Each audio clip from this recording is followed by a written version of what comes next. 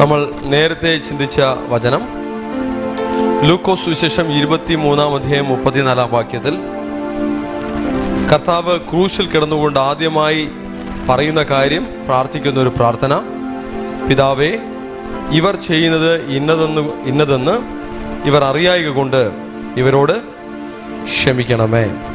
കർത്താവ് നമ്മളെയും പഠിപ്പിച്ചത് ക്ഷമിക്കുവാൻ പഠിപ്പിച്ചു. പ്രതികാരം ദൈവമക്കൾക്കുള്ളതല്ല, പ്രതികാരം ദൈവത്തിനുള്ളത്. റിവെഞ്ച്, പ്രതികാരം ചെയ്യുന്നത് ദൈവമക്കളെ കർത്താവ് ഏൽപ്പിച്ചിട്ടില്ല. ഹല്ലേലൂയ. പ്രതികാരം ദൈവത്തിനുള്ളത്, പകരം ചോദിക്കുന്നത് കർത്താവ്. ഹല്ലേലൂയ, ആമേൻ. ക്ഷമിക്കുവാനും സ്നേഹിക്കുവാനും കർത്താവ് പഠിപ്പിച്ചു.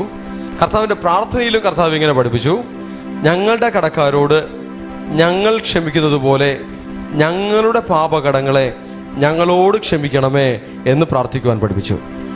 ഹല്ലേലൂയ. ആരോടും ഒരു കയ്പ്, ആരോടും ഒരു വെറുപ്പ് കർത്താവിൻ്റെ ശിഷ്യന്മാർക്ക്, ദൈവത്തിൻ്റെ മക്കൾക്ക് ഉള്ളിലുണ്ടാകുവാൻ പാടില്ല. ആരോടെങ്കിലും കയ്പോ വെറുപ്പോ ഉള്ളിലുണ്ടെങ്കിൽ ദൈവത്തിൻ്റെ പുത്രനാകാൻ പറ്റില്ല, ദൈവത്തിൻ്റെ മഹത്വം ഉള്ളിൽ തങ്ങില്ല, പരിശുദ്ധാത്മാവ് ഉള്ളിൽ വസിക്കില്ല. ഹല്ലേലൂയ. അപ്പോൾ ദൈവത്തിൻ്റെ മക്കൾ സ്നേഹിക്കുന്നവർ മാത്രമല്ല, ക്ഷമിക്കുന്നവരുമാണ്. ഹല്ലേലൂയ.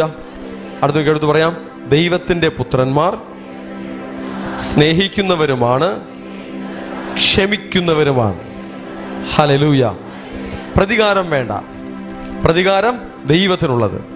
ആരോടും വൈരാഗ്യം വേണ്ട, പകരത്തിനു പകരം ചോദിക്കേണ്ട. കർത്താവ് നോക്കിക്കൊള്ളട്ടെ, ദൈവം നോക്കിക്കൊള്ളട്ടെ, കർത്താവ് അത് കൈകാര്യം ചെയ്യട്ടെ. ദൈവകരങ്ങളിൽ കൊടുത്ത് മിണ്ടാതിരിക്കുവാൻ ദൈവമക്കൾക്ക് കഴിയണം. ഹല്ലേലൂയ.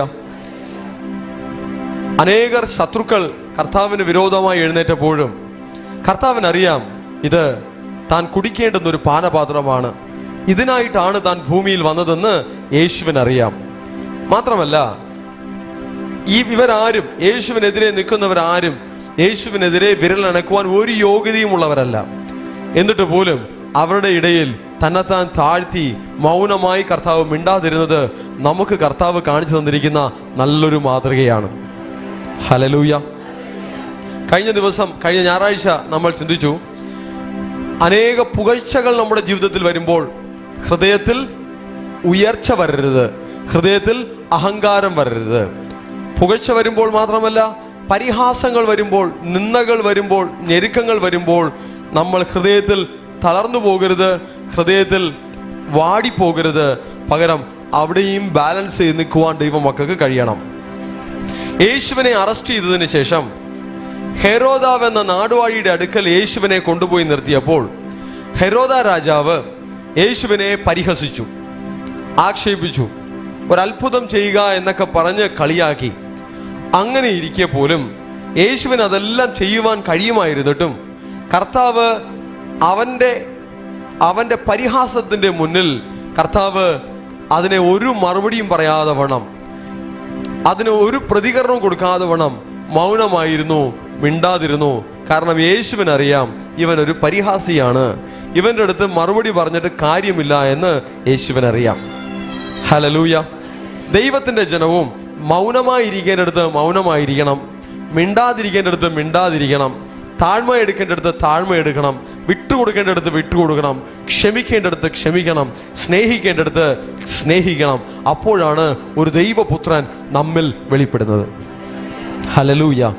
ക്രൂശിൽ യേശു കർത്താവ് തൻ്റെ ശരീരത്തെ തകർത്ത് യാഗമായത് നമ്മെ പണിതെടുക്കുവാൻ വേണ്ടിയിട്ടാണ്.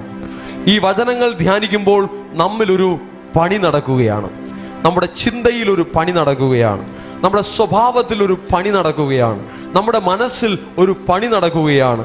എങ്ങനത്തെ പണിയാണ് നടക്കുന്നത്? ഒരു ദൈവപുത്രൻ എഴുന്നേൽക്കണം, ഒരു ദൈവപുത്രൻ നമ്മിൽ നിന്ന് വെളിപ്പെട്ടു വരണം. അതിനായി ആ വചനങ്ങളെ കർത്താവ് നമ്മോട് അറിയിക്കുകയാണ്. ഹല്ലേലൂയ. വചനങ്ങൾ ഏറ്റെടുക്കുന്ന മക്കളിൽ എന്തു സംഭവിക്കും? അവർ ഒരു ദൈവപുത്രനായി വെളിപ്പെട്ടു വരും.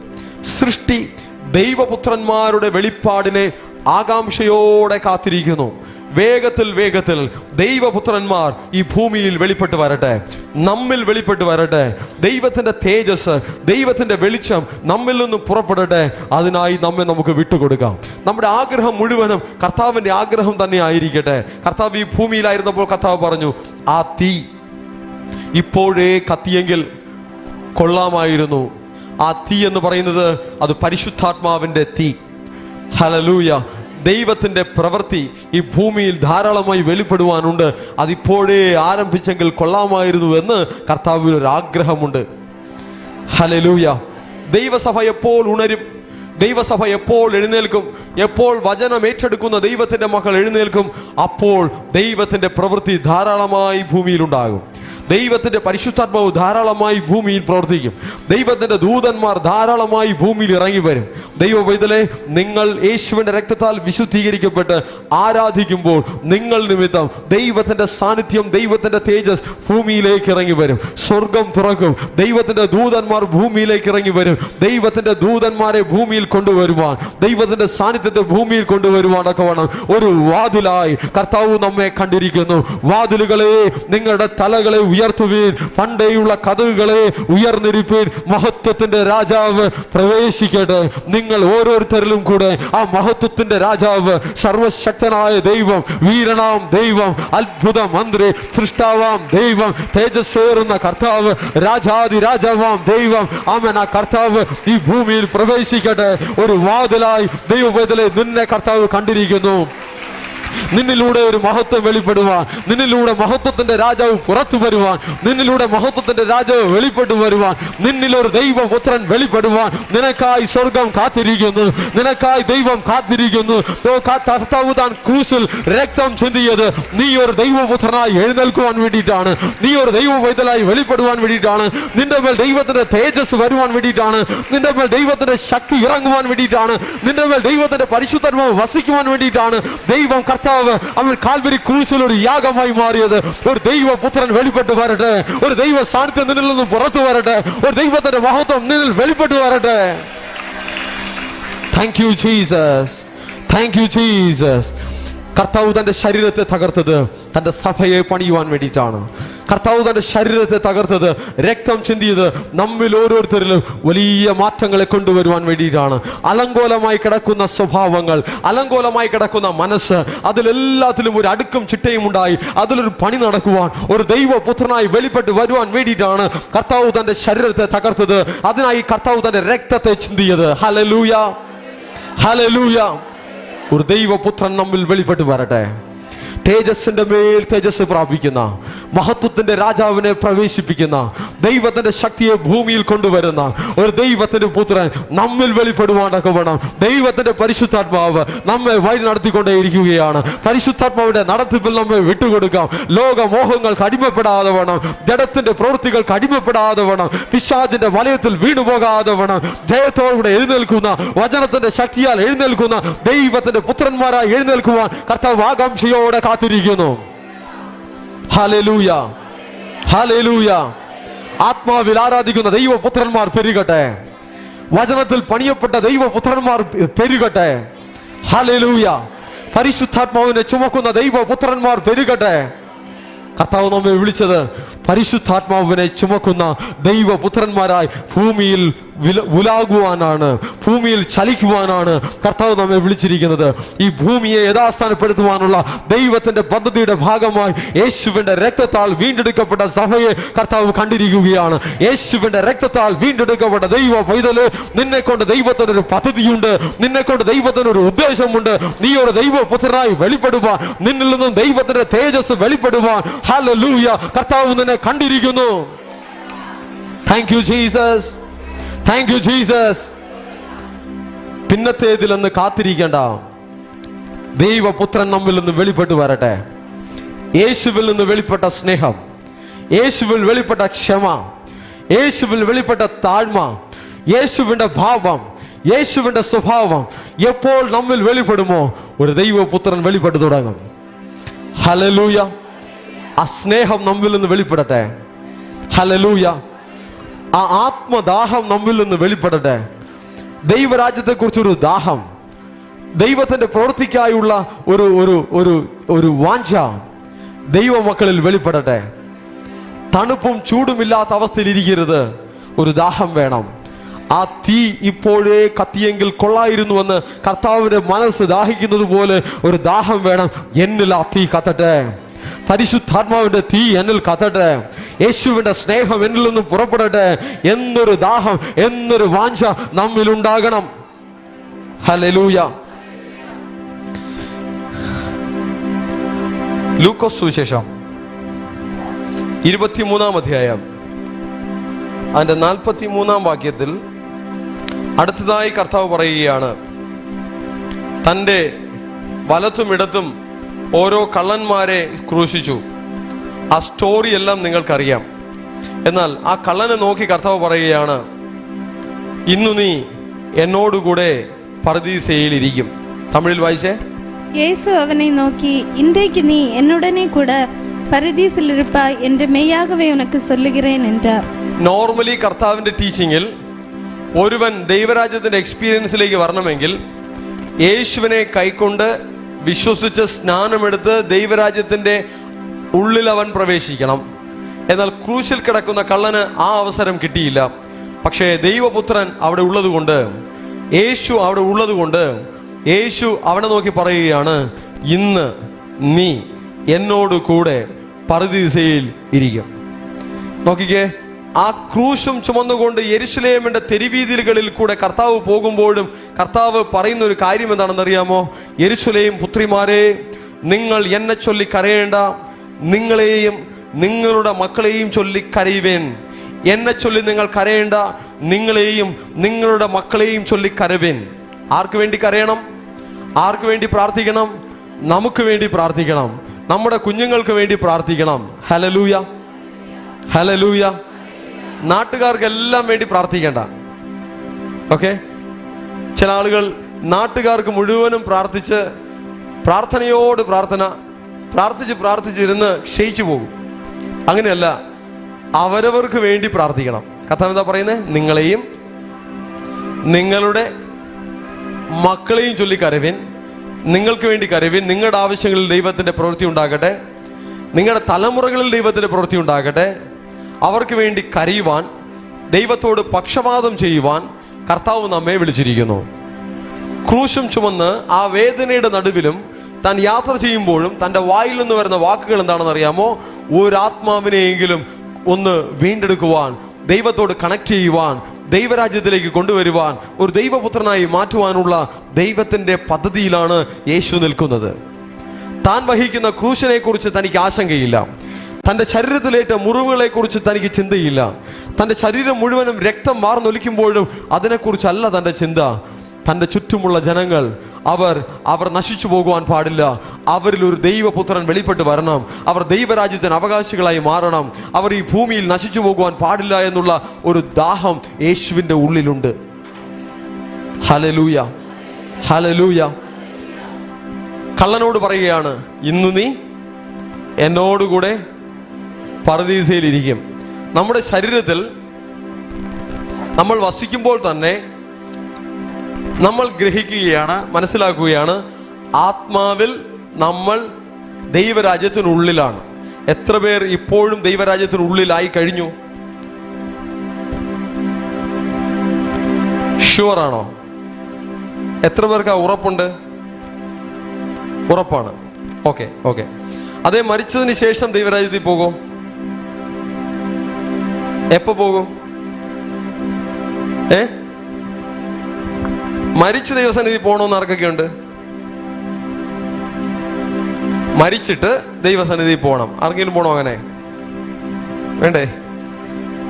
ആ, ശരീരത്തിലായിരിക്കുമ്പോൾ തന്നെ യേശുവിൽ ദൈവരാജ്യത്തിനുള്ളിൽ കർത്താവ് നമ്മെ ആകുവാൻ ഒരു അവസരം ഒരുക്കി തന്നിരിക്കുകയാണ്.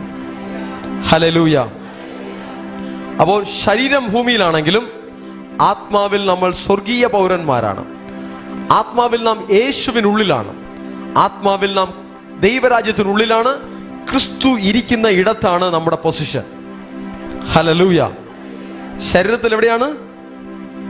ഭൂമിയിലാണ്. ശരീരത്തിൽ എവിടെയാണ്? ആത്മാവിൽ എവിടെയാണ്? സ്വർഗത്തിലാണ്, ദൈവരാജ്യത്തിലാണ്, സിംഹാസനത്തിലാണ്, ക്രിസ്തു ഇരിക്കുന്ന ഇടത്താണ്, ക്രിസ്തുവിനുള്ളിലാണ്. ഇങ്ങനെയാണ് കർത്താവ് തൻ്റെ മക്കളെ വെച്ചിരിക്കുന്നത്. ഹല്ലേലൂയ. ഈ ശരീരത്തിലുള്ള മരണം അതൊരു ഷിഫ്റ്റിംഗ് മാത്രമാണ്, ഒരിടത്തു നിന്നും മറ്റൊരിടത്തേക്ക് എന്നുള്ള ഒരു അവസ്ഥ മാത്രമാണ്. ഈ ശരീരത്തിൽ ദൈവം ഒരു മനുഷ്യനെ വെച്ചിരിക്കുന്നതിന്റെ ഉദ്ദേശം ആ മനുഷ്യൻ മുഖാന്തരം ദൈവത്തിന്റെ സാന്നിധ്യം ഈ ഭൂമിയിൽ വെളിപ്പെടുവാൻ വേണ്ടി. ദൈവകൃപ അനുഭവിക്കാത്തവരെങ്കിൽ അവർ ഈ ദൈവകൃപയിലേക്ക് വരുവാനുള്ള ഒരു അവസരം, ഒരു ഓപ്പർച്യൂണിറ്റി ആയിട്ടാണ് ഭൂമിയിൽ ശരീരത്തിൽ മനുഷ്യരെ ദൈവം വെച്ചിരിക്കുന്നത്. ഹല്ലേലൂയ. എന്നാൽ ശരീരത്തിലായിരിക്കുമ്പോൾ തന്നെ കർത്താവിന്റെ രാജ്യത്തിൽ പ്രവേശിക്കുവാൻ യേശുവിന്റെ രക്തത്താൽ വീണ്ടെടുക്കപ്പെട്ട ദൈവമക്കൾക്ക് കർത്താവ് കൃപ തന്നിരിക്കുന്നു. ആമേൻ. ഹല്ലേലൂയ. അപ്പോൾ ആ മറ്റുള്ള മനുഷ്യരെ കാണുമ്പോൾ ഈ ദൈവമക്കൾക്കുണ്ടാകേണ്ട ചിന്ത എന്താണെന്ന് അറിയാമോ? അവരും ക്രിസ്തുവിനുള്ളിലാകണം, അവരും ദൈവരാജ്യത്തിനുള്ളിലാകണം, അവരും നിത്യരാജ്യത്തിന് അവകാശികളായി മാറണം, അവർക്കും നിത്യജീവൻ ലഭിക്കണം, ഇവരും യേശുവിന് സ്വന്തമാകണം. ഇതാകണം നമുക്ക് ലോകമക്കളെ കാണുമ്പോൾ നമ്മുടെ ഉള്ളിൽ ഉണ്ടാകേണ്ടുന്ന ഒരാഗ്രഹം. ഹല്ലേലൂയ. നമ്മളിൽ ദൈവത്തിന്റെ തേജസ്സും മഹത്വവും വെളിപ്പെടുത്തണമെന്ന് കർത്താവ് ആഗ്രഹിക്കുന്നു. യേശുവിൽ വെളിപ്പെട്ട സ്നേഹം നമ്മിൽ വെളിപ്പെടട്ടെ, യേശുവിൽ വെളിപ്പെട്ട ക്ഷമ നമ്മിൽ വെളിപ്പെടട്ടെ, യേശുവിൽ വെളിപ്പെട്ട താഴ്മ നമ്മിൽ വെളിപ്പെടട്ടെ, യേശുവിൽ വെളിപ്പെട്ട ജ്ഞാനം നമ്മിൽ വെളിപ്പെടട്ടെ, യേശുവിൽ വെളിപ്പെട്ട പരിശുദ്ധാത്മാവിന്റെ ശക്തി അത് നമ്മിൽ വെളിപ്പെടട്ടെ. അതിനായി കർത്താവ് നമ്മെ വിളിച്ചിരിക്കുന്നു, അതിനായി കർത്താവ് നമ്മെ ഈ ഭൂമിയിൽ വച്ചിരിക്കുന്നു. ഹല്ലേലൂയ. ഹല്ലേലൂയ. ഓക്കെ, ക്രൂശിൽ കിടന്ന കള്ളന് സ്നാനമെടുക്കുവാൻ അവസരമില്ല, മറ്റ് കാര്യങ്ങളൊന്നും വചനമനുസരിച്ച് ചെയ്യുവാൻ അവസരമില്ല. ലാസ്റ്റ് സ്റ്റേജ് ആണ്. എന്തായാലും ക്രൂശിൽ കിടന്ന് മരിച്ചു പോകും. അങ്ങനെ ഒരു അവസ്ഥയിലും കർത്താവ് അവനെ ഒരു വാക്കുകൊണ്ട് അവനെ വീണ്ടെടുക്കുകയാണ്. എന്താണ് ആ വാക്ക്? ഇന്ന് നീ എന്നോടുകൂടെ പറുദീസയിൽ ഇരിക്കും. ഇപ്പോൾ നീ ശരീരത്തിൽ എൻ്റെ കൂടെ ക്രൂശിൽ കിടക്കുന്നു, പക്ഷെ ഇന്ന് നീ ആത്മാവിൽ എൻ്റെ കൂടെ പറുദീസയിൽ ഇരിക്കും. എന്ന് പറഞ്ഞാൽ നീ നശിച്ചു പോവുകയില്ല, നിനക്ക് ഞാൻ രക്ഷ തരികയാണ്. യേശു രക്ഷകനായി വന്നവനാണ്, ലോകത്തിന്റെ രക്ഷകനാണ് യേശു. ആ രക്ഷ ക്രൂശിൽ കിടന്ന കള്ളന് പോലും അവൻ മനസ്സ് തുറന്നു കൊടുത്തപ്പോൾ അവൻ പ്രാപിക്കുകയാണ്. രക്ഷ ആര് പ്രാപിക്കും? താഴ്മയുള്ള, മനസ്സ് തുറന്നു കൊടുക്കുന്ന അവർ ആരായാലും അവർക്ക് ദൈവത്തിന്റെ രക്ഷയുണ്ടാകും, അവർക്ക് ദൈവത്തിന്റെ ആശീർവാദം ഉണ്ടാകും. ഹൃദയം കഠിനപ്പെടുന്നവർക്ക് രക്ഷയുണ്ടാകില്ല. ഒരു കള്ളൻ ക്രൂശിൽ കിടന്നും യേശുവിനെ പരിഹസിക്കുകയാണ്. പക്ഷേ അവനല്ല ആ രക്ഷ കിട്ടിയത്. മറ്റൊരുവൻ, അവന് മനസ്സിലായി യേശുവിൽ എന്തോ ഒരു പ്രത്യേകതയുണ്ടെന്ന്, യേശു ഒരു ദൈവപുത്രനാണെന്ന് അവന് മനസ്സിലായി. അവനത് അംഗീകരിച്ചപ്പോൾ അവന്റെ മേൽ രക്ഷ വെളിപ്പെടുകയാണ്. പരിഹാസിയുടെ മേൽ രക്ഷ വെളിപ്പെട്ടില്ല, താഴ്ത്തിയവന്റെ മേൽ, അംഗീകരിച്ചവന്റെ മേൽ രക്ഷ വെളിപ്പെട്ടു. ഹല്ലേലൂയ. അടുത്തിലേക്ക് എടുത്ത് പറയാം, പരിഹാസികൾക്ക് അനുഗ്രഹമില്ല, താഴ്മയുള്ളവർ അനുഗ്രഹിക്കപ്പെടും. ഹല്ലേലൂയ. ദൈവം ആരെ അനുഗ്രഹിക്കും? ആരെങ്കിലും പരിഹസിക്കാൻ വാ തുറക്കുമ്പോൾ ഓർമ്മിക്കണം, പരിഹാസികളെ ദൈവം അനുഗ്രഹിക്കില്ല. പരിഹസം നിർത്തണം. പരിഹസിക്കാൻ വാ തുറക്കരുത്. മറ്റുള്ളവരെ കളിയാക്കുവാൻ, മറ്റുള്ളവരെ പരിഹസിക്കുവാൻ, മറ്റുള്ളവരെ തരം താഴ്ത്തുവാൻ, പുച്ഛിക്കുവാൻ, നിന്ദിക്കുവാൻ വായ് തുറക്കരുത്. വായ് എന്തിനു തുറക്കണം? ദൈവത്തെ ആരാധിക്കുവാൻ, ദൈവത്തെ സ്തുതിക്കുവാൻ, സ്നേഹത്തിന്റെ വാക്കുകൾ പറയുവാൻ, ദൈവത്തിന്റെ മഹത്വങ്ങൾ പറയുവാൻ വായ് തുറക്കണം. ഹല്ലേലൂയ. വീണ്ടും ഒന്ന് കൈയെടുത്ത് പറഞ്ഞേ, പരിഹസിക്കുവാൻ വായ് തുറക്കരുത്. വായിൽ സ്തുതി ഉണ്ടായിരിക്കട്ടെ. ഹല്ലേലൂയ. ഹല്ലേലൂയ. ഇതാണ് പണി. എന്തായിട്ട് പണിയാണ്? എന്തായിട്ട് പണിയാണ്? ഞാൻ പോട്ടെ. ഇതൊരു പണി നടക്കുകയാണ്. എന്തായിട്ടാ പണിയുന്നേ? റോബോട്ടായിട്ടാണോ? ദൈവപുത്രനായിട്ട് പണിയുകയാണ്. ഹല്ലേലൂയ. പരിഹാസിയായിരിക്കുന്നവന് ദൈവപുത്രനാവാൻ പറ്റില്ല. വചനം അവന്റെ നേരെ വരികയാണ്. പരിഹാസിയായിരിക്കാൻ പാടില്ല, കളിയാക്കാൻ പാടില്ല, നിന്ദിക്കാൻ പാടില്ല, തരം താഴ്ത്തുവാൻ പാടില്ല. ഇത് വചനം അവനെ പണിയുകയാണ്.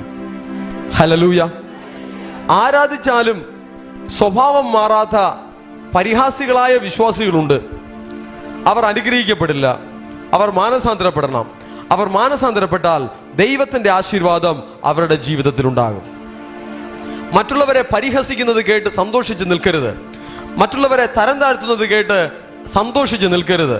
മറ്റുള്ളവർ നിന്ദിക്കപ്പെടുമ്പോൾ, തരം താഴ്ത്തപ്പെടുമ്പോൾ, പരിഹസിക്കപ്പെടുമ്പോൾ അത് കേട്ടുല്ലസിക്കരുത്, അതിൽ ആനന്ദിക്കരുത്, അതിൽ ഹരം കണ്ടെത്തരുത്, അതിൽ സന്തോഷിക്കരുത്. അത് ദൈവമക്കൾക്ക് യോജിച്ചതല്ല. ഹല്ലേലൂയ. കർത്താവ് വന്നത് ആരെയും നിന്ദിക്കുവാനോ പരിഹാസിക്കുവാനോ അല്ല, നമ്മെ വീണ്ടെടുക്കുവാനാണ്, നമ്മെ മാനിക്കുവാനാണ്, നമ്മെ സംരക്ഷിക്കുവാനാണ്, നമ്മെ പ്രൊട്ടക്ട് ചെയ്യുവാനാണ്, നമ്മെ ഉയർത്തുവാനാണ് കർത്താവ് വന്നത്. ഹല്ലേലൂയ. ഇവിടെ ഇരിക്കുന്ന കുട്ടികൾ ഇടയ്ക്കിടയ്ക്ക് പുറത്തു പോയി, ഇടയ്ക്കിടയ്ക്ക് ആളുകളെ മിസ്സാവുകയാണ്. പുറത്ത് നിൽക്കുന്ന കുട്ടികളെ ആരെങ്കിലും പോയി ജസ്റ്റ് ഒന്ന് കളക്ട് ചെയ്ത് അകത്തുകൊണ്ട് വന്നേ. ഇനി പുറത്തു പോകാൻ പാടില്ല.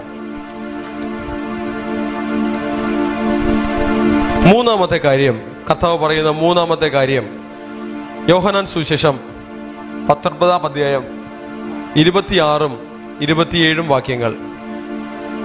യോഹന്നാൻ സുവിശേഷം 19-ാം അധ്യായം 26-ഉം 27-ഉം വാക്യങ്ങൾ.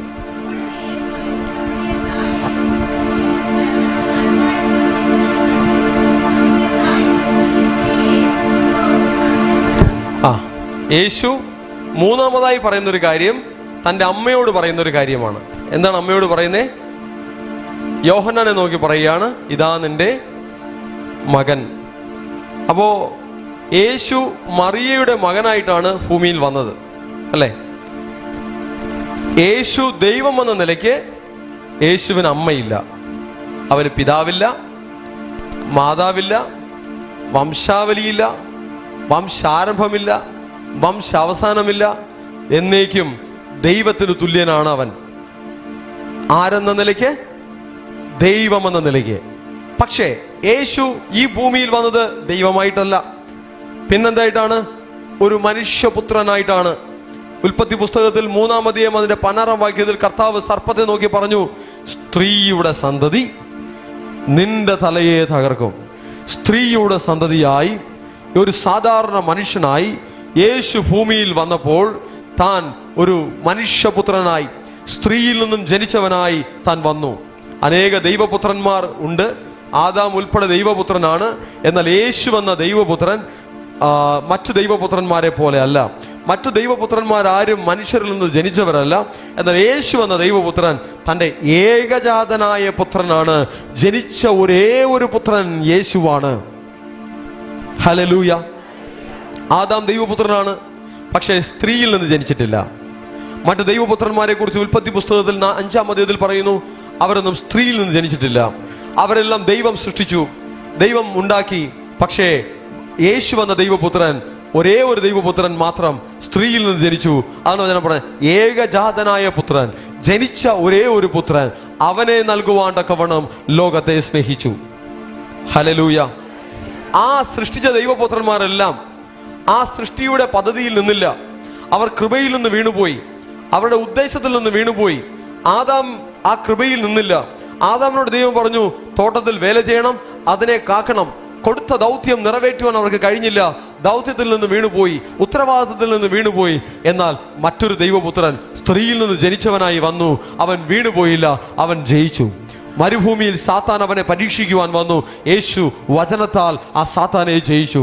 ക്രൂശിൽ പോലും യേശു സാത്താനെ ജയിക്കുകയാണ്. തൻ്റെ യാഗത്താൽ മാനവരാശിയെ മുഴുവനും വീണ്ടെടുക്കുവാനുള്ള തൻ്റെ യാഗത്താൽ താൻ ക്രൂശിലൊരു ജയത്തെ തരുകയാണ്. ഹല്ലേലൂയ. ഭൂമിയിൽ വന്നുപോയ ശാപത്തെ തീർക്കുവാൻ, മനുഷ്യനിൽ വന്നുപോയ ശാപത്തെ തീർക്കുവാൻ, മനുഷ്യനിൽ വന്നുപോയ സംഭവിച്ചുപോയ വീഴ്ചയിൽ നിന്നും അവനെ കരകയറ്റുവാൻ താൻ തൻ്റെ ശരീരത്തെ തകർത്ത് രക്തത്തെ ചിന്തി നമ്മെ വീണ്ടെടുത്തിരിക്കുകയാണ്. ഹല്ലേലൂയ. നാം ഇന്ന് പരിശുദ്ധാത്മ നിറവിൽ ആരാധിക്കുമ്പോൾ നമുക്ക് എപ്പോഴും ഒരു ഓർമ്മ വേണം, ദൈവം തൻ്റെ ഏകജാതനായ പുത്രനെ വിലക്കെടുത്തതുകൊണ്ട്, അല്ലെങ്കിൽ നമുക്ക് വേണ്ടി ഒരു യാഗമാക്കിയത് കൊണ്ട്, തൻ്റെ ശരീരത്തെ തകർത്ത് രക്തം ചിന്തിയതുകൊണ്ട് ഞാനിന്ന് അഭിഷേകത്തിന്റെ നിറവിൽ ദൈവത്തെ ആരാധിക്കുന്നു. ഞാനിന്ന് രോഗസൗഖ്യം പ്രാപിക്കുന്നു. ഞാനിന്ന് ദൈവികമായ നന്മകൾ അനേകം ഞാൻ പ്രാപിക്കുന്നു. കാരണം എന്തെന്നറിയാമോ? ആ മനുഷ്യപുത്രൻ, ആ ദൈവപുത്രൻ, ആ ഏകജാതനായ പുത്രൻ കാൽവരി ക്രൂശിൽ മരിച്ചു. അതിന്റെ റിസൾട്ടാണ് എൻ്റെ അനുഗ്രഹം, അതിന്റെ റിസൾട്ടാണ് എൻ്റെ സൗഖ്യം, അതിന്റെ റിസൾട്ടാണ് എൻ്റെ മേലുള്ള ദൈവത്തിന്റെ സാന്നിധ്യം. ഹല്ലേലൂയ. നമ്മുടെ കഴിവല്ല, അഹങ്കാരം വരരുത്. ദൈവത്തിന്റെ സാന്നിധ്യം നമ്മിൽ ധാരാളമായി വർദ്ധിക്കുമ്പോൾ അഹങ്കാരം വരരുത്, മനസ്സുയർന്നു പോകരുത്, നിഗളിച്ചു പോകരുത്. എപ്പോഴും ഒരു താഴ്മ, എപ്പോഴും ഒരു വിനയം നമ്മിൽ നിന്നുണ്ട് പുറപ്പെട്ടുകൊണ്ടേയിരിക്കണം. ഹല്ലേലൂയ.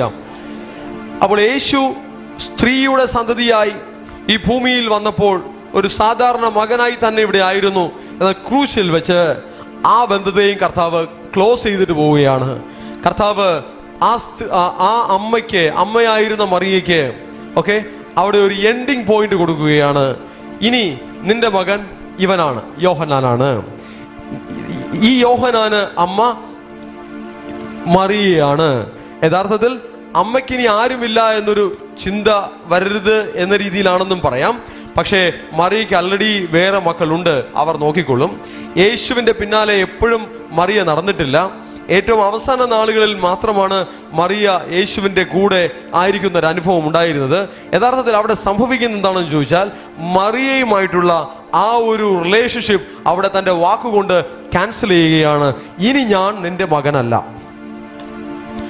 ഹല്ലേലൂയ. യഥാർത്ഥത്തിൽ മറിയയുടെ മകനല്ല യേശു, യഥാർത്ഥത്തിൽ യോസേഫിന്റെ മകനുമല്ല യേശു. പരിശുദ്ധാത്മാവിന് ഉൽപ്പാദിതമായ ഒരു കുഞ്ഞാണ് യേശു എന്ന കുഞ്ഞ്. പ്രവാചകന്മാർ പറഞ്ഞതുപോലെ കന്യക ഗർഭിണിയായ ഒരു മകനെ പ്രസവിക്കും എന്നുള്ള കാര്യം യേശുവിൽ സംഭവിച്ചു, മറിയയിൽ സംഭവിച്ചു. പക്ഷേ സ്ത്രീയുടെ സന്തതി നിന്റെ തലയെ തകർക്കുമെന്ന ദൈവത്തിന്റെ വാഗ്ദത്തം നിറവേറ്റുവാണ്ടക്കവണ്ണം ഇതൊക്കെ ഇത് സംഭവിച്ചു. പക്ഷേ യേശു കർത്താവ് ക്രൂസിൽ വെച്ച് ആ ഒരു കാര്യത്തിന് എൻഡ് പോയിന്റ് വെക്കുകയാണ്. ഇതാ നിന്റെ മകൻ, ഇതാ നിന്റെ അമ്മ എന്ന് പറഞ്ഞ് ആ ഒരു കാര്യത്തിലും ഒരു സൊല്യൂഷൻ കൊണ്ടുവന്നിരിക്കുകയാണ്. ഉത്തരവാദിത്വമുള്ളൊരു മകനെയും അവിടെ നമുക്ക് ക്രൂശിൽ കാണാം. മാത്രമല്ല ദൈവ പദ്ധതിയിൽ നിൽക്കുന്ന ഒരു ദൈവപുത്രനെയും നമുക്ക് അവിടെ ക്രൂശിൽ കാണാം. ഹല്ലേലൂയ. വീണ്ടും അടുത്തൊരു കാര്യം കർത്താവ് പറയുന്നത് മത്തായി സുവിശേഷം 27:46 മത്തായി സുവിശേഷം 27:46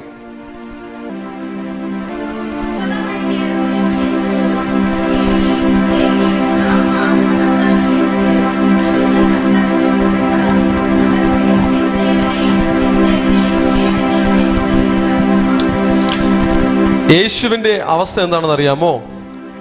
എല്ലാ സമയങ്ങളിലും ദൈവത്തിന്റെ സാന്നിധ്യം അനുഭവിച്ച ഒരു ജീവിതമാണ് യേശുവിൻ്റെത്. എന്നാൽ ക്രൂശിൽ കിടന്ന ആ സമയങ്ങളിൽ ദൈവത്തിന്റെ സാന്നിധ്യം തന്നെ വിട്ട് മാറിയതായി താൻ സെൻസ് ചെയ്യുകയാണ്, മനസ്സിലാക്കുകയാണ്. അപ്പോൾ ആ അവസരത്തിലാണ് കർത്താവ് യേശു പ്രാർത്ഥിക്കുന്നത്, എൻ്റെ പിതാവേ നീ എന്നെ കൈവിട്ടത് എന്ത്? മോശ പോലും ഒരിക്കൽ ദൈവത്തോട് പറഞ്ഞു, നീ ഞങ്ങളോടുകൂടെ പോരുന്നില്ല എങ്കിൽ ഞങ്ങളെ അയക്കരുതേ എന്ന് പ്രാർത്ഥിച്ചു. ദൈവപുത്രന്മാർക്ക് ഏറ്റവും അധികം വേണ്ടുന്ന ഒരു കാര്യം എന്താണെന്ന് അറിയാമോ? ദ പ്രസൻസ് ഓഫ് ഗോഡ്, ദൈവത്തിന്റെ സാന്നിധ്യം. ഹല്ലേലൂയ. നോക്കൂ, നമ്മളെല്ലാവരും ദൈവത്തിന്റെ സാന്നിധ്യത്തിൽ ഇരിക്കുന്ന ഒരു എക്സ്പീരിയൻസ് ആണ് കർത്താവ് നമ്മിൽ പ്രതീക്ഷിക്കുന്നത്. നമ്മൾ എവിടെ ഇരുന്നാലും എങ്ങനെ ഇരിക്കണം? We should be in the presence of God. ദൈവത്തിന്റെ സാന്നിധ്യത്തിലിരിക്കണം. ആരാധനയ്ക്കിരുന്നാലും ദൈവ സാന്നിധ്യത്തിലിരിക്കണം. ആരാധനയ്ക്കിരിക്കുമ്പോൾ മാത്രം ദൈവ സാന്നിധ്യത്തിലിരുന്നാൽ പോരാ, യാത്ര ചെയ്യുമ്പോഴും ദൈവ സാന്നിധ്യത്തിലിരിക്കണം. ഭവനത്തിലായിരിക്കുമ്പോഴും ദൈവ സാന്നിധ്യത്തിലായിരിക്കണം. ഉറങ്ങുമ്പോഴും ദൈവ സാന്നിധ്യത്തിലായിരിക്കണമെന്ന് കർത്താവ് നമ്മെക്കുറിച്ച് ആഗ്രഹിക്കുന്നു. ഹല്ലേലൂയ. നിങ്ങളിൽ എത്ര പേർക്ക് ദൈവ സാന്നിധ്യം അനുഭവിപ്പാൻ കഴിയാറുണ്ട്? സത്യം പറയണേ, എന്നെ കാണിക്കാൻ വേണ്ടി പറയണ്ട. നിങ്ങൾക്ക് യഥാർത്ഥത്തിൽ ആർക്കൊക്കെ ദൈവത്തിന്റെ സാന്നിധ്യം അനുഭവിപ്പാൻ കഴിയുന്നുണ്ട്? ശരീരത്തിലോ മനസ്സിലോ എങ്ങനെയെങ്കിലും ഏതെങ്കിലും തരത്തിൽ ദൈവത്തിന്റെ പ്രസൻസ് നിങ്ങൾക്ക് തിരിച്ചറിയാൻ പറ്റുന്നുണ്ടെങ്കിൽ കൈ ഉയർത്തിക്കേ. Okay, very good. ബാക്കിയുള്ളവരും ആ ഒരു കാര്യം ആഗ്രഹിക്കുക. ദൈവത്തിന്റെ സാന്നിധ്യം അനുഭവിക്കുന്ന ഒരു കാര്യം എനിക്ക് വേണമെന്ന് ആഗ്രഹിക്കുക. അനുഭവിക്കുന്നവർ അതെപ്പോഴും ആ ദൈവ സാന്നിധ്യം അനുഭവിക്കുന്ന ഒരു കാര്യത്തിലേക്ക് ആഗ്രഹിക്കുക. അനുഭവിക്കാത്തവർ അത് അനുഭവിക്കുവാൻ വേണ്ടി ആഗ്രഹിക്കുക. എപ്പോഴും ആ ദൈവത്തിന്റെ സാന്നിധ്യം വേണം. യാക്കോബ് ലൂസ് എന്ന സ്ഥലത്ത് താൻ കിടന്നുറങ്ങുമ്പോൾ ഒരു ദർശനം കണ്ടു. എന്നിട്ട് താൻ പറയുന്ന ഒരു കാര്യമുണ്ട്, യഹോവ ഇവിടെ ഉണ്ട്, ദൈവം ഈ സ്ഥലത്തുണ്ട്, സത്യം, ഞാനോ അത് അറിഞ്ഞില്ല. ദൈവം ചില സ്ഥലങ്ങളിലുണ്ട്, ദൈവം ചില വ്യക്തികളിലുണ്ട്. ആമേൻ. അത് അറിയുന്ന, അത് തിരിച്ചറിയുന്ന ഒരു ഹൃദയം, ഒരു കണ്ണ് നമുക്ക് വേണം. ദൈവത്തിന്റെ മക്കൾ സംസാരിക്കുമ്പോൾ തന്നെ ആത്മമണ്ഡലങ്ങളിൽ ചലനങ്ങൾ ഉണ്ടാകും.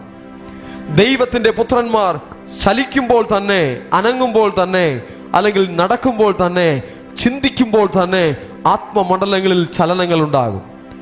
ദൈവത്തിന്റെ മക്കൾ ആത്മസാന്നിധ്യത്തിൽ, ദൈവ സാന്നിധ്യത്തിൽ ഇരിക്കുവാനുള്ള ഒരു ഒരുക്കം അവരിൽ ഉണ്ടാകണം. ഹല്ലേലൂയ. ആര് കൂടെയില്ലെങ്കിലും യേശു കൂടെയുണ്ടെന്ന് വിശ്വസിച്ചാൽ മാത്രം പോരാ, അനുഭവിക്കുകയും വേണം. ഹല്ലേലൂയ. യേശു കൂടെ വരുവാൻ, എല്ലാവിധ അത്ഭുതം ചെയ്യുവാൻ, യേശു കൂടെ വരുവാൻ, എല്ലാവിധ അത്ഭുതം ചെയ്യുവാൻ. കർത്താവ് പറഞ്ഞു, ലോകാവസാനത്തോളം എല്ലാ നാളും ഞാൻ നിങ്ങളോട് കൂടെയുണ്ട്. കൂടെയുണ്ട്. ഹാനോക്ക് ദൈവത്തോട് കൂടെ നടന്നു. ദൈവത്തോട് കൂടെ ഇരിക്കുന്ന എക്സ്പീരിയൻസ് നമുക്ക് വേണം. ഹല്ലേലൂയ. ആരാധനയ്ക്കിരിക്കുമ്പോൾ മാത്രം ദൈവത്തോട് കൂടെ ഇരുന്നാൽ പോരാ. ആരാധനയ്ക്കിരിക്കുമ്പോഴും ദൈവത്തോട് കൂടെ ഇരിക്കണം. ആരാധന കഴിഞ്ഞാലും ദൈവത്തോട് കൂടെ ഇരിക്കണം. കൂട്ടായ്മയിൽ ഇരിക്കുമ്പോഴും ദൈവത്തോട് കൂടെ ഇരിക്കണം. കൂട്ടായ്മ കഴിഞ്ഞാലും കർത്താവിനോട് കൂടെ ഇരിക്കണം. ഹല്ലേലൂയ. കഴിഞ്ഞ ചില വചനങ്ങളുടെ ധ്യാനങ്ങളുടെ പശ്ചാത്തലത്തിൽ ചില മക്കളെല്ലാം പ്രയർ വാക്കുകൾ തുടങ്ങി. പ്രാർത്ഥിച്ച് നടക്കുന്ന രീതികൾ, ആരാധിച്ചുകൊണ്ട് നടക്കുന്നത്, വചനം പറഞ്ഞുകൊണ്ട് നടക്കുന്ന കാര്യങ്ങൾ ചെയ്തു തുടങ്ങി. നിങ്ങൾ എത്ര പേർ അങ്ങനെ ചെയ്യുന്നു? ഒന്ന് കൈ ഉയർത്തിക്കേ. ശരി, ഓക്കെ. എനിക്ക് തോന്നുന്നു ഞാൻ അന്ന് ഒരിക്കൽ കൈ ഉയർത്താൻ പറഞ്ഞു, അതിൽ നിന്നുള്ള എണ്ണം രണ്ടെണ്ണം കുറഞ്ഞതുപോലെ തോന്നുന്നുണ്ട്. ഓക്കെ, അത് ഇങ്ങനെ തന്നെയാണ്. ചില ആളുകൾ എല്ലാത്തിൻ്റെ സ്റ്റാർട്ടിങ് സ്റ്റേജിൽ എല്ലാവരും ഉണ്ടാകും. കുറച്ച് കഴിയുമ്പോൾ കുറച്ചിങ്ങ് തൊഴിയും. യേശു ശുശ്രൂഷിച്ചപ്പോഴും വലിയ പുരുഷാരങ്ങൾ ആദ്യം ഉണ്ടായിരുന്നു, അവസാനം 12 ശിഷ്യന്മാർ മാത്രമേ ഉള്ളൂ. ഇവിടെ ആരും തൊഴിയാൻ പാടില്ല, എല്ലാവരും കൂടെ നിൽക്കണം, എപ്പോഴും കൂടെ നിൽക്കണം. ഹല്ലേലൂയ. നടന്ന് പ്രാർത്ഥിക്കുവാൻ, നടന്ന് ആരാധിക്കുവാൻ, നടന്ന് സ്തുതിക്കുവാൻ, നടന്ന് വചനം പറഞ്ഞുകൊണ്ടേ നടക്കുവാൻ, അങ്ങനെ നിങ്ങൾ പ്രാക്ടീസ് ചെയ്താൽ റിയലി അത് നിങ്ങളുടെ ശരീരത്തിനും ഹെൽത്താണ്, നിങ്ങൾ ആത്മാവിലും ശക്തരാകും. ഹല്ലേലൂയ. ചെയ്യുവൻ. വേറെ പണിയൊന്നുമില്ലല്ലോ. ചില ആളുകൾ ചിലത് ഞാൻ എക്സസൈസ് ഒക്കെ ചെയ്യാൻ പറഞ്ഞിട്ടുണ്ട്. എക്സസൈസ് ചെയ്യാതെ അവിടെ വേദനിക്കുന്നു ഇവിടെ വേദനിക്കുന്നു എന്നൊക്കെ പറഞ്ഞു വരുമ്പോൾ ഞാൻ അവരുടെ അടുത്ത് വീണ്ടും പോയി എക്സസൈസ് ചെയ്യാനാണ് പറയുന്നത്. ഓക്കെ, വാക്കിംഗ് അത് വേണം. Walking is A good exercise. Walking നല്ലൊരു എക്സസൈസ് ആണ്. ഓക്കെ, ചിലർ വിചാരിക്കും പാസ്റ്റർ എന്തിനാ എക്സസൈസിനെ കുറിച്ച് പഠിക്കാൻ നമുക്ക് ജിംനേഷ്യത്തിലല്ലേ പോകേണ്ടത്, ചർച്ചിലല്ലോ വരേണ്ടതെന്ന് വിചാരിക്കും. വചനം പറയുന്നുണ്ട്, ഫിസിക്കൽ എക്സസൈസ്, ശാരീരിക അഭ്യാസം അല്പം പ്രയോജനമുള്ളത് എന്ന് തിമത്തിയോസിന്റെ പുസ്തകത്തിൽ പറയുന്നു. അപ്പൊ ഞാനും അത് പ്രസംഗിക്കേണ്ടി വരും, ഞാനും അതിനെക്കുറിച്ച് പറയേണ്ടി വരും. അതുകൊണ്ട് ശരീരത്തിന് കൊടുക്കേണ്ടുന്ന എക്സസൈസ് ശരീരത്തിന് കൊടുക്കണം, മനസ്സിന് കൊടുക്കേണ്ടുന്ന എക്സസൈസ് മനസ്സിന് കൊടുക്കണം, ആത്മാവിൽ കൊടുക്കേണ്ടുന്ന എക്സസൈസ് ആത്മാവിൽ കൊടുക്കണം. നമ്മൾ ആരാധിക്കുമ്പോൾ, സ്തുതിക്കുമ്പോൾ, വചനം കേൾക്കുമ്പോഴെല്ലാം ആത്മാവിൽ നമുക്കൊരു അഭ്യാസം കിട്ടുകയാണ്, ആത്മാവിൽ ബലം കിട്ടുകയാണ്, ആത്മാവിൽ ആഹാരം കിട്ടുകയാണ്, ആത്മാവിൽ വെളിച്ചം കിട്ടുകയാണ്. ഹല്ലേലൂയ. എന്നാൽ ആത്മാവിൽ മാത്രമല്ല, ദൈവപുത്രന്മാരുടെ ജീവിതത്തിൽ ആത്മാവിൽ മാത്രമല്ല, അവരുടെ മനസ്സിലും അവരുടെ ശരീരത്തിലും അവരുടെ കുടുംബത്തിലും അവരുടെ ഭവനത്തിലും അവർ ഇടപെടുന്ന എല്ലാ ഏരിയാസിലും ഒരു ദൈവ സാന്നിധ്യത്തെ കർത്താവ് പകരുവാൻ ഇഷ്ടപ്പെടുന്നു. Hallelujah, hallelujah. വലിയ ചിട്ടകൾ ഓരോ മക്കളുടെ ജീവിതത്തിലും പരിശുദ്ധാത്മാവ് തരും. ആമേൻ. ദൈവമക്കളുടെ വീട്ടിൽ ഒരു ചിട്ടയെ തരും, കുടുംബത്തിൽ ഒരു ചിട്ടയെ തരും, സ്വഭാവത്തിൽ ഒരു ചിട്ടയെ തരും, ചിന്തയിൽ ഒരു ചിട്ടയെ തരും, ഇമോഷൻസിൽ ഒരു ചിട്ടയെ തരും, ക്യാരക്ടറിൽ ഒരു ചിട്ടയെ തരും.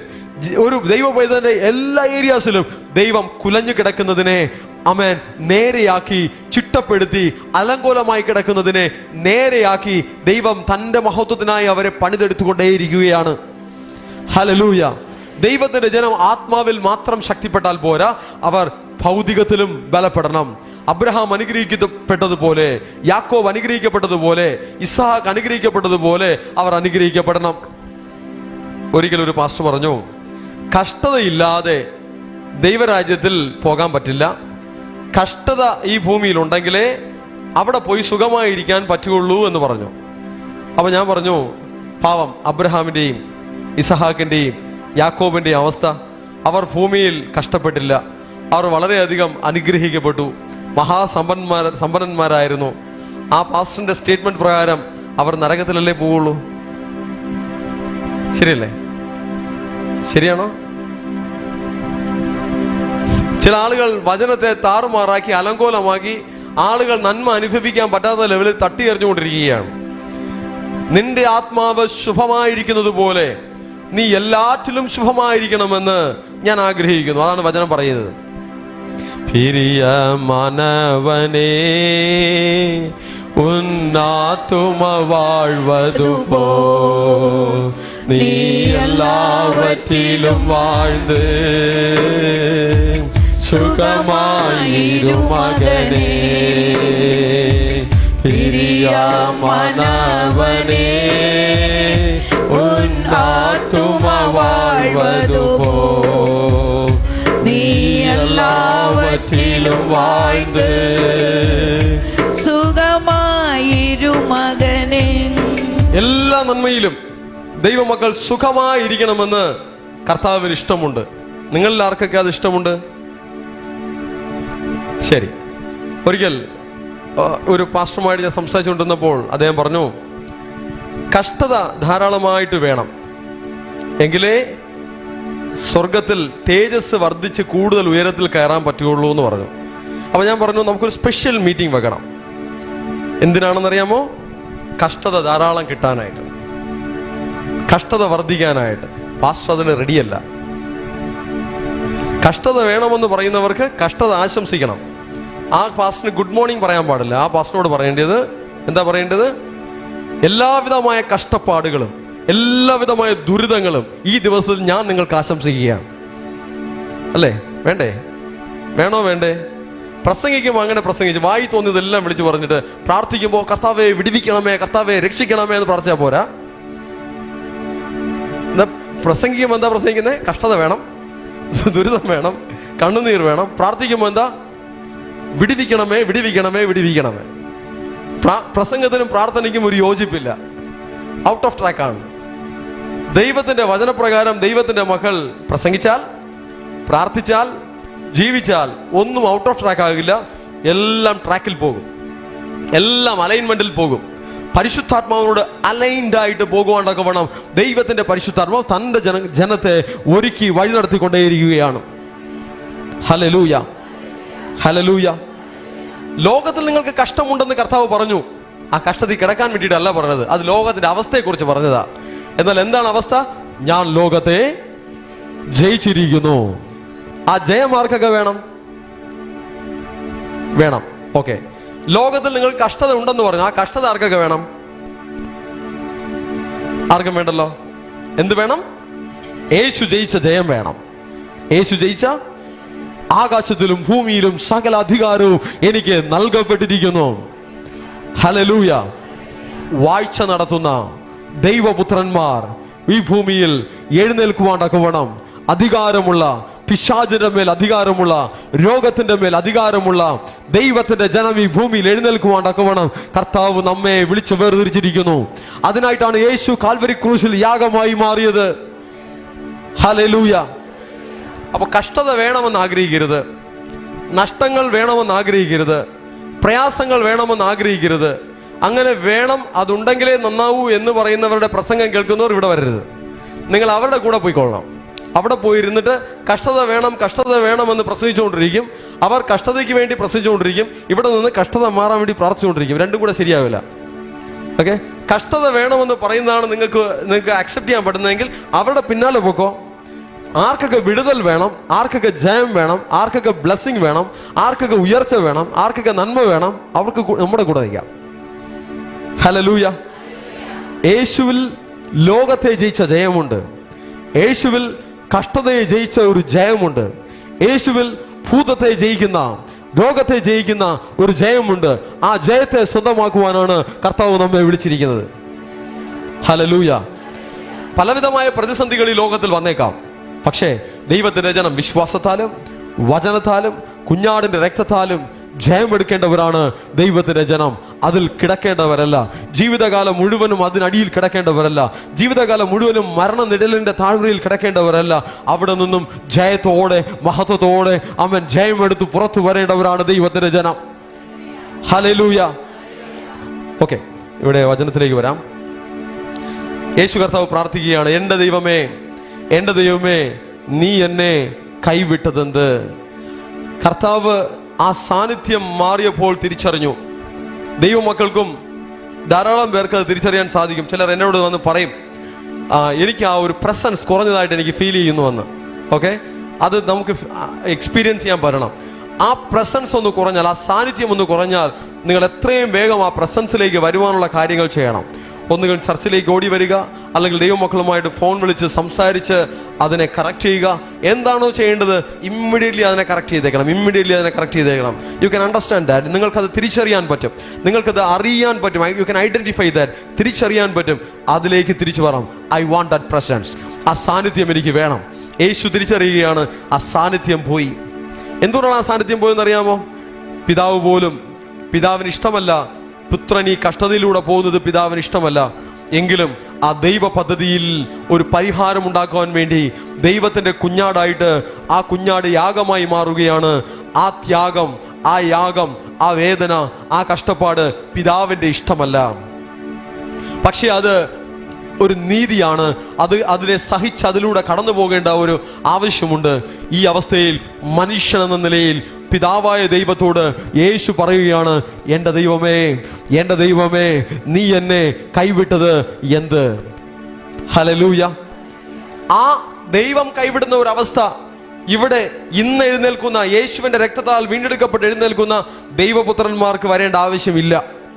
പിതാവിന്റെ സാന്നിധ്യം, പുത്രന്റെ സാന്നിധ്യം, പരിശുദ്ധാത്മാവിന്റെ സാന്നിധ്യം നമ്മോട് കൂടെ എപ്പോഴും ഇരിക്കുവാൻ ഒരു അവസരത്തെ പുത്രൻ ക്രൂശിൽ നമുക്ക് ഒരുക്കി തന്നിരിക്കുകയാണ്.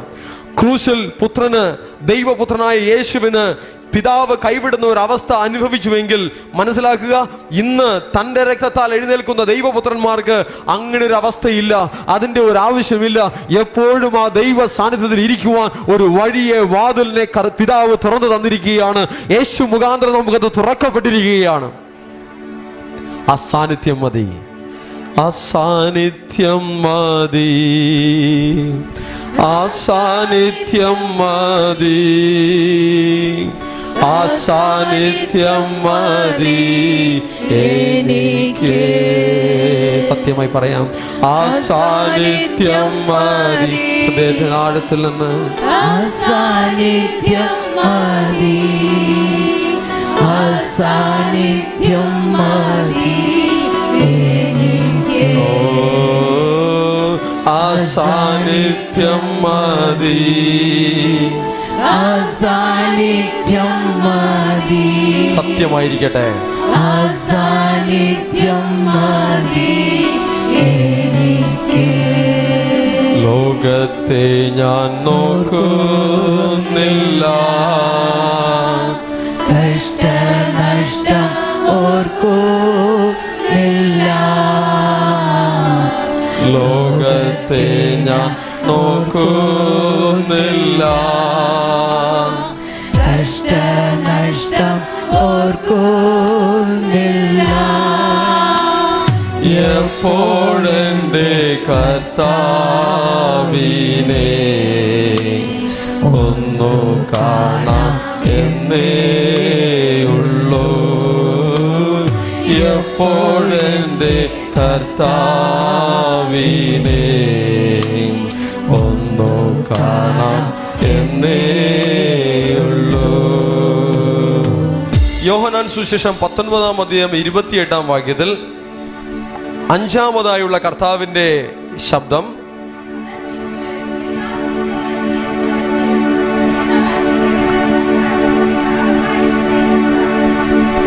ഓക്കെ, കർത്താവ് എന്താ പറയുന്നത്? എനിക്ക് ദാഹിക്കുന്നു. താൻ മനുഷ്യൻ എന്ന നിലയ്ക്ക് യേശുവിന് ദാഹിച്ചു, വിശന്നു, താൻ ക്ഷീണിച്ചു, താൻ ഉറങ്ങി. സാധാരണ ഒരു മനുഷ്യന്റെ ശരീരത്തിൽ എന്തെല്ലാം അനുഭവപ്പെടുമോ അതെല്ലാം യേശുവിന്റെ ശരീരത്തിലും അനുഭവപ്പെട്ടു. കാരണം യേശു ദൈവമായിട്ടല്ല വന്നേ, പക്ഷെ ദൈവപുത്രനായി വെളിപ്പെട്ടു. മനുഷ്യ വേഷത്തിൽ വന്നു, ദാസരൂപമെടുത്ത് മനുഷ്യവേഷത്തിൽ താണിറങ്ങി വന്നു. ആ മനുഷ്യ ശരീരം നമ്മുടെ തന്നെ ശരീരം പോലൊരു ശരീരത്തിലാണ് യേശു വന്നത്. അങ്ങനെയുള്ള അവസ്ഥയിൽ യേശുവിന് ദാഹിച്ചു. എങ്കിലും അതിൻ്റെ അടുത്തൊരു ലെവലിൽ താൻ ദാഹിക്കുന്നു എന്ന് പറയുന്നതിനെ നമുക്ക് ഇങ്ങനെ കാണാം. യഥാർത്ഥത്തിൽ ശരീരത്തിലുള്ള ദാഹത്തേക്കാൾ യേശു ഫോക്കസ് ചെയ്യുന്ന ദാഹം എന്താണെന്ന് അറിയാമോ?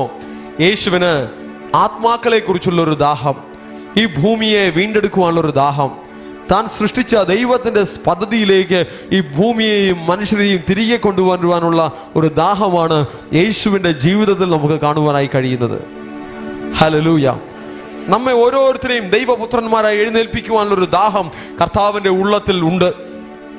നാം ഓരോരുത്തരും ദൈവപുത്രന്മാരായി വെളിപ്പെട്ട് എഴുന്നേൽക്കുവാൻ, ദൈവത്തിന്റെ അഭിഷേകത്തിന്റെ ശക്തിയിൽ എഴുന്നേൽക്കുവാൻ ഒരു ദാഹം കർത്താവിന്റെ ഉള്ളിൽ നമ്മെക്കുറിച്ചുണ്ട്.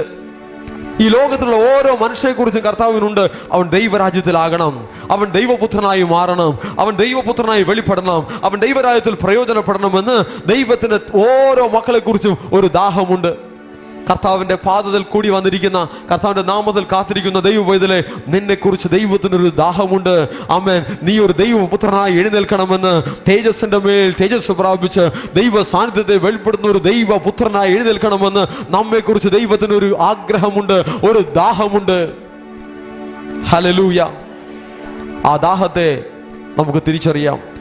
നമ്മെക്കുറിച്ചുള്ള ദൈവത്തിന്റെ ദാഹം എന്താണെന്നറിയാമോ? നമ്മിൽ ഒരു സൺ ഓഫ് ഗോഡ്, ഒരു ദൈവപുത്രൻ പുറത്തു വരണം. ദൈവരാജ്യത്തിലെ ദൈവപുത്രനായി നമ്മൾ വെളിപ്പെട്ട് വരണമെന്ന് കർത്താവ് നമ്മെക്കുറിച്ച് ആഗ്രഹിക്കുകയാണ്. ആ ഒരു ദാഹം എന്നെക്കുറിച്ചും നിങ്ങളെക്കുറിച്ചും കർത്താവിന് ഇപ്പോഴും നമ്മുടെ മേലുണ്ട്. ആ ക്രൂശിൽ കിടന്നപ്പോൾ തൻ്റെ ശരീരത്തിനുണ്ടായ ദാഹം എന്നതിലപ്പുറം ഇപ്പോഴും ദൈവത്തിന് നമ്മൾ ഓരോരുത്തരെ കുറിച്ചും തൻ്റെ പരിശുദ്ധാത്മാവിനെ നമ്മുടെ മേൽ പകർന്നു തരുമ്പോൾ, കർത്താവ് നമ്മുടെ ജീവിതത്തിൽ ഓരോ നന്മകൾ ചെയ്യുമ്പോഴും നമ്മെക്കുറിച്ച് നമ്മുടെ മേൽ ദൈവത്തിനൊരു ദാഹമുണ്ട്. ഒരു തീയായി നമ്മൾ എഴുന്നേൽക്കണമെന്ന്, ഒരു അഭിഷേകത്തിന്റെ ശക്തിയിൽ നമ്മൾ വെളിപ്പെട്ട് വരണമെന്ന്, ഒരു ദൈവപുത്രനായി നമ്മൾ എഴുന്നേൽക്കണമെന്ന്, അനേകം മഹത്വകരമായ കാര്യങ്ങൾ നമ്മിലൂടെ ഈ ഭൂമിയിൽ നടക്കണമെന്ന് ദൈവത്തിന് നമ്മെക്കുറിച്ചൊരു ദാഹമുണ്ട്. ഹല്ലേലൂയ. ഈ വചനങ്ങൾ ഏറ്റെടുക്കുമ്പോൾ തന്നെ അങ്ങനെയുള്ള കാര്യങ്ങൾക്കായി ദൈവത്തിന്റെ പരിശുദ്ധാത്മാവ് നമ്മെ ലീഡ് ചെയ്യും, ദൈവത്തിന്റെ പരിശുദ്ധാത്മാവ് നമ്മെ സഹായിക്കും. ഹല്ലേലൂയ. ആറാമതായി കർത്താവ് പറഞ്ഞു യോഹന്നാൻ 19:30, യോഹന്നാൻ 19:30,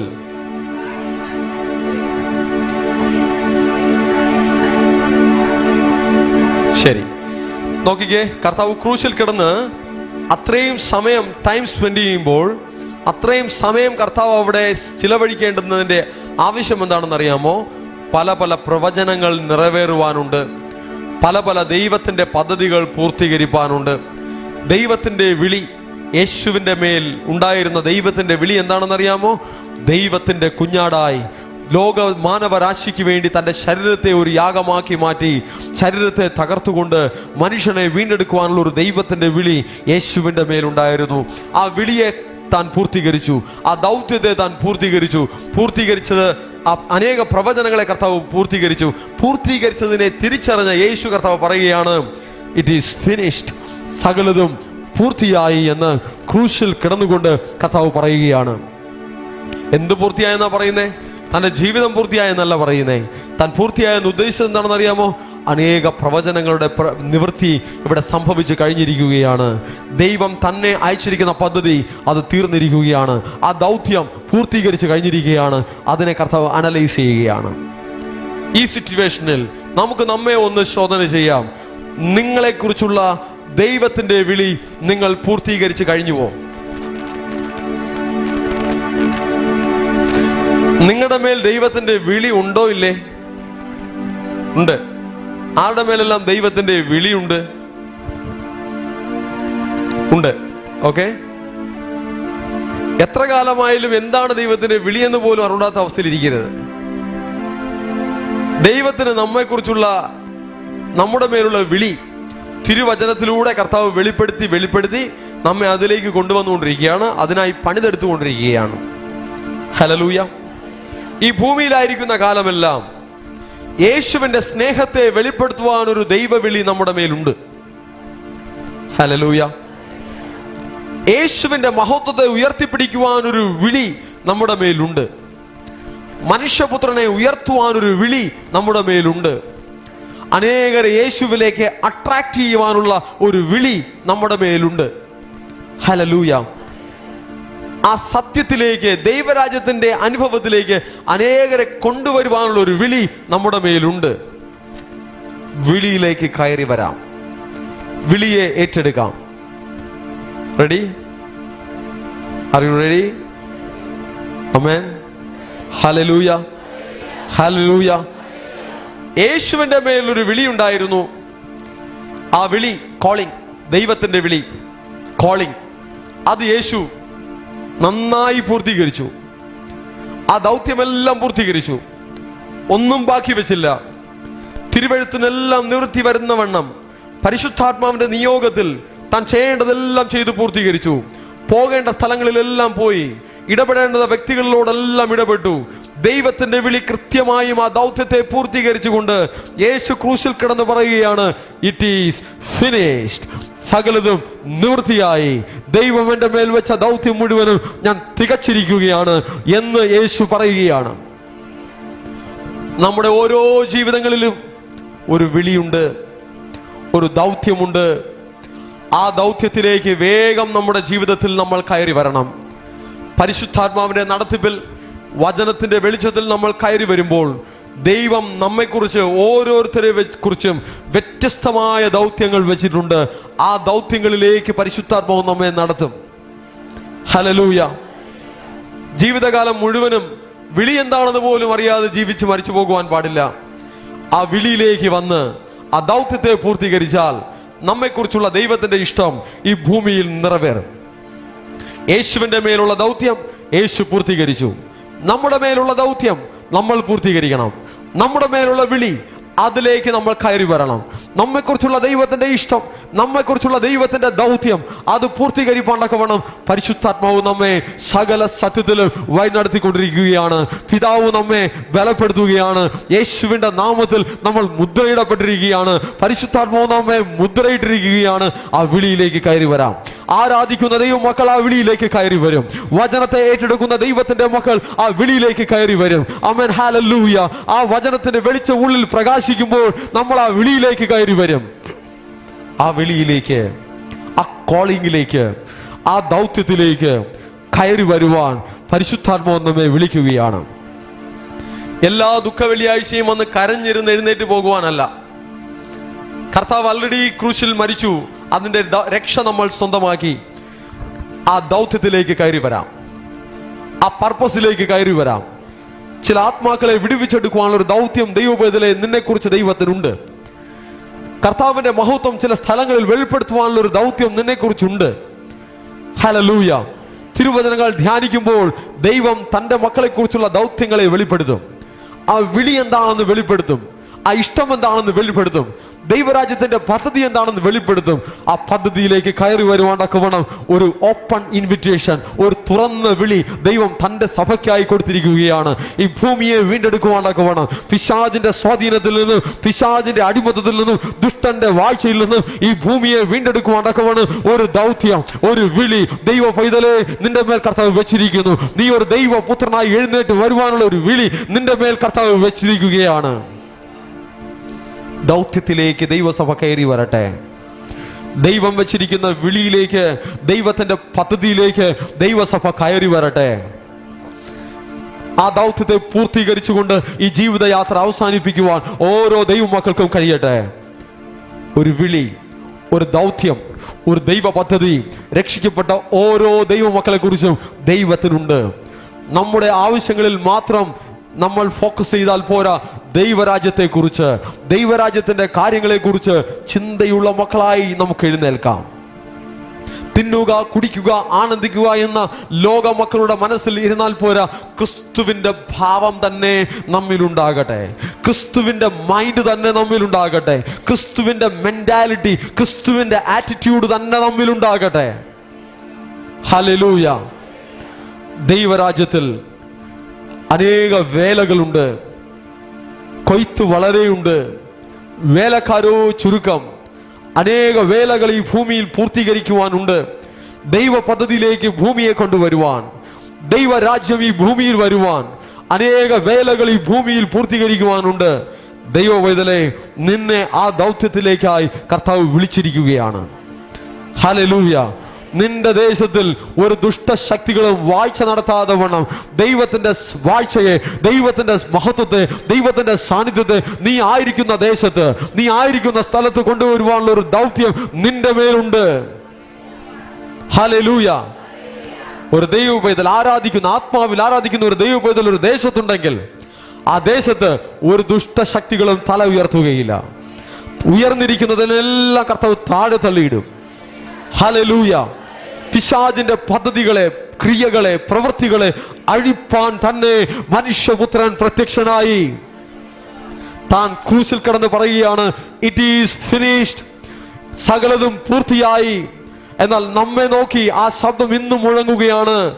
നമ്മുടെ ദൗത്യം നമ്മൾ പൂർത്തീകരിച്ചിട്ടുണ്ടോ? നമ്മുടെ വിളിയിലേക്ക് നമ്മൾ കയറി വന്നിട്ടുണ്ടോ? സഭയുടെ ദൗത്യം, ദൈവരാജ്യത്തിന്റെ ദൗത്യം, ദൈവം ഈ ഭൂമിയിൽ ഉദ്ദേശിച്ചിട്ടുള്ള നമ്മെക്കുറിച്ചുള്ള പദ്ധതികൾ നമ്മൾ പൂർത്തീകരിച്ചിട്ടുണ്ടോ എന്ന് ദൈവത്തിന്റെ പരിശുദ്ധാത്മാവ് ഇന്ന് പകൽക്കാലം നമ്മോട് ചോദിക്കുകയാണ്. കയറി വരാം. ദൈവരാജ്യത്തിൽ അനേക വേലകളുണ്ട്. നമ്മൾ ആരാധിക്കുമ്പോൾ തന്നെ ചില വേലകൾ നമ്മൾ ചെയ്യുകയാണ്. വചനങ്ങൾ ഏറ്റെടുക്കുമ്പോൾ തന്നെ ചില വേലകൾ നമ്മൾ ചെയ്യുകയാണ്.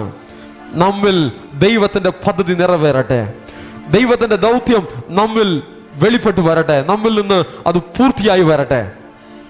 ഹല്ലേലൂയ. അടുത്തൊരു എടുത്തു പറഞ്ഞേ, നമ്മെക്കുറിച്ച് ദൈവത്തിന് വൻ പദ്ധതികളുണ്ട്. വേഗത്തിൽ വേഗത്തിൽ ആ പദ്ധതിയിലേക്ക് കയറി വരാം. Hallelujah, hallelujah, hallelujah. ഓക്കെ, അവസാനമായി കർത്താവ് പറയുകയാണ് ലൂക്കോസ് 23:46